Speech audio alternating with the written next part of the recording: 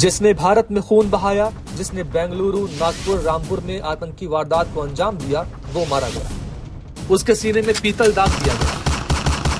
नाम रजुल्लाह निजामनी उर्फ अबू सैफुल्लाह। लश्कर तैयबा के इस खूंखार चेहरे को जरा गौर से देखिए। इसी आतंकी ने भारत की जमीन पर कई बार आतंकी खूनी पटकथा लिखी थी। पाकिस्तान के सिंध प्रांत के मतली शहर में लश्कर के इस टॉप कमांडर अबू सैफुल्लाह को दिन दहाड़े अज्ञात हमलावरों ने गोलियों से भून दिया। लश्कर के टॉप आतंकी अबू सैफुल्लाह के खात्मे से एक बार फिर पाकिस्तान के मुंह पर तमाचा लगा है। ऑपरेशन सिंदूर के तहत जब पाकिस्तान में 9 आतंकियों के अड्डे को तबाह किया गया और 100 से ज्यादा आतंकियों को मौत के घाट उतार दिया गया, तो पाकिस्तान अपनी छाती पीट रहा था। दुनिया के सामने बार बार झूठ बोल रहा था कि उसके यहाँ आतंकियों के अड्डे नहीं हैं और न ही आतंकी हैं। कल का जो ड्रोन हमला हुआ, वो ड्रोन हमला बेसिकली हमारी जो लोकेशंस हैं उसको डिटेक्ट करने के लिए जो है किया गया। एक टेक्निकल चीज है जिसको मैं उस तरह एक्सप्लेन नहीं कर सकता, और इसलिए उनको इंटरसेप्ट ना किया गया ताकि हमारी लोकेशंस जो हैं वो लीक ना हो या वो लोकेट ना हो। अबू सैफुल्लाह नेपाल में विनोद कुमार बनकर काम कर रहा था।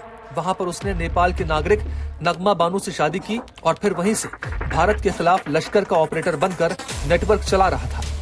अबू सैफुल्लाह भारत में 3 बड़े आतंकी हमलों का मास्टरमाइंड था।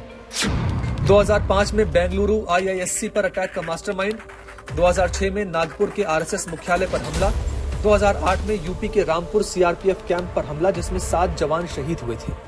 भारत में इन आतंकी हमलों में हर बार अबू सैफुल्लाह का नाम सामने आया, लेकिन हर बार वो बच निकला। पाकिस्तान के इस आतंकी अबू सैफुल्लाह ने अपना बेस कैंप नेपाल को बना रखा था। नेपाल से ही घुसपैठ कराकर वो भारत आतंकियों को भेजता था। उसने पैसे का जाल बिछा रखा था और नेपाल से भारत को खून से रंगने की प्लानिंग करता था। लेकिन रविवार को उसकी कहानी का आखिरी चैप्टर लिख दिया गया। जिस पाकिस्तान की जमीन पर लश्कर तैयबा आज भी फल फूल रहा है, उसी जमीन पर अज्ञात हमलावरों ने अबू सैफुल्लाह को जहन्नुम पहुंचा दिया।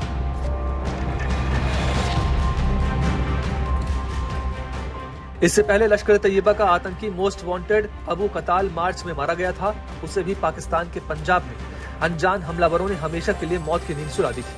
अबू कताल 26/11 मुंबई आतंकी हमले के मास्टरमाइंड हाफिज सईद का करीबी था। अबू कताल के बाद अब सैफुल्लाह ने हाफिज को नया जख्म दिया है। आज भारत में उन परिवारों को कुछ राहत जरूर मिली होगी जिन्होंने अपनों को नागपुर, रामपुर और बेंगलुरु में खोया था, क्योंकि अबू सैफुल्लाह जो आतंक का आर्किटेक्ट था, वो अब किसी नए हमले की साजिश नहीं रच सकेगा।